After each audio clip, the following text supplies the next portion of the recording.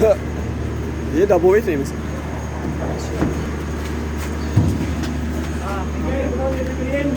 Can you hear me okay?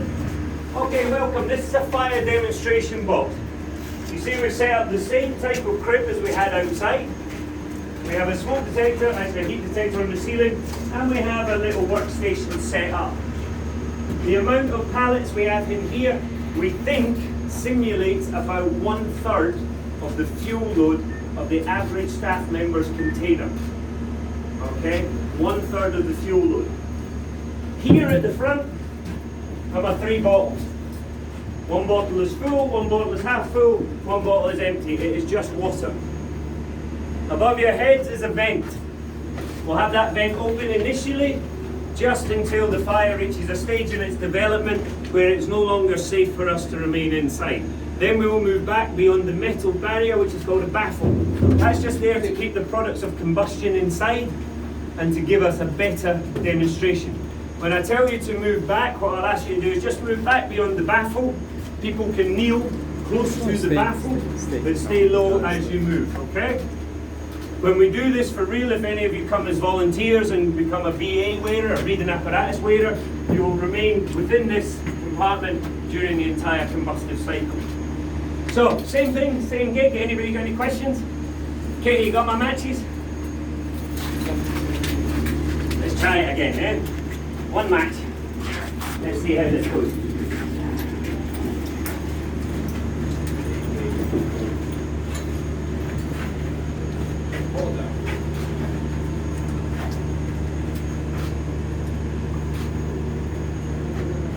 TV luôn. Of course, they want to burn the TV. Yeah? That's a So there we go, workstation. we have flame. Somebody wants to start a stopwatch. And then we're going to talk about the development of the fire. One thing I would suggest, a real top tip, is see wherever my helmet is, your head wants to be a little bit lower than that. Just a tip. So right now what we're doing is the same as when outside. The very easy to burn material is flaming up really quickly. It's just using a very quick exothermic reaction. Nothing's really burning. The detector hasn't even gone off yet. So think about this as a nice IKEA wastebasket. There goes the detector. Sat next to somebody's desk in their room. They've decided to smoke, drop the cigarette in it. It's not an unrealistic scenario. The detector is activated because there's actually a detector heat, not a detector smoke. Our flame height is about the same height as the actual crib, because at this point in time, the radiant heat is being absorbed by the walls, which are slowly but surely sucking up energy until they will start to pyrolyze. What we can see is some white wispy smoke. A lot of that isn't pyrolization yet. This is actually steam. It's moisture in the wood getting forced out before the wood starts to pyrolyze. Now we've only got, this fire only has one side where it can get oxygen. So one flaming combustion, once it's stitched itself to the wall, should very quickly start to hit the ceiling. I would suggest that you would get a little bit low. We're starting to see the build-up of a smoke layer. Lower. You just get lower, that's all. There we go. We're starting to see the build-up, but it's not very fast. And right now, majority of what we have here is actually water. It's just lazily pushing along. There's not a lot of pace. And what we'll see now is that the fire has actually gone up, and now it's started to go down a little bit. And in fire science, this is your magic moment. This fire will either go out, or it's going to climb. So you'll get that initial burn, they'll all drop off, but if it starts to catch and it starts to climb, then we're really going to see it. Smoke there is starting to get a little bit thicker.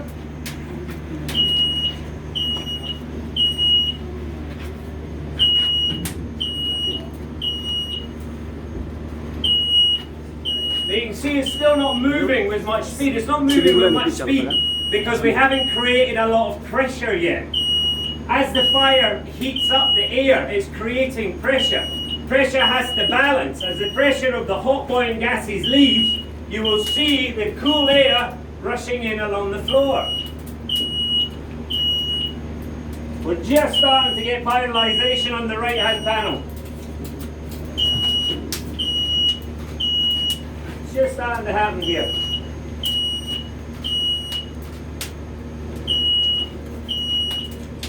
So now we can be sure, as soon as that panel starts to finalise, I can be sure we've got a real burn.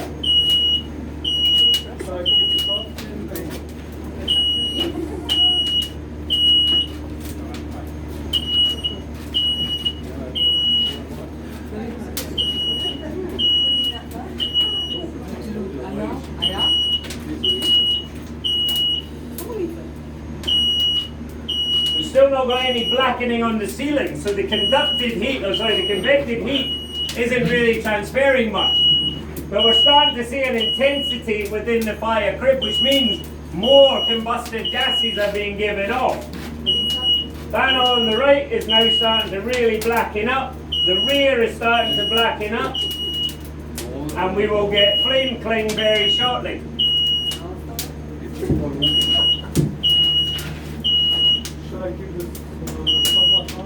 It's interesting to see. No burn will be exactly the same in time. It all depends on the fuel, the material that's there. But now we're starting to get gases from the back wall that are starting to contribute to the flames. You'll see the flames are starting to lean in towards the back wall and get higher. This means we're starting the Coanda effect. We're starting to reduce the area of pressure behind. Now things are going to start picking up pace. We are way beyond the point now that you could tackle this with a fire extinguisher. You'll be able to feel the radiant heat here far more than we did outside. Because now the heat is contained, it has nowhere to go.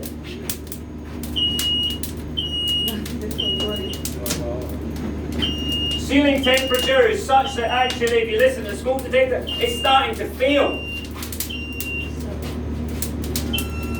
So it's now melted. Our bottles are still perfectly fine. The walls are still perfectly fine.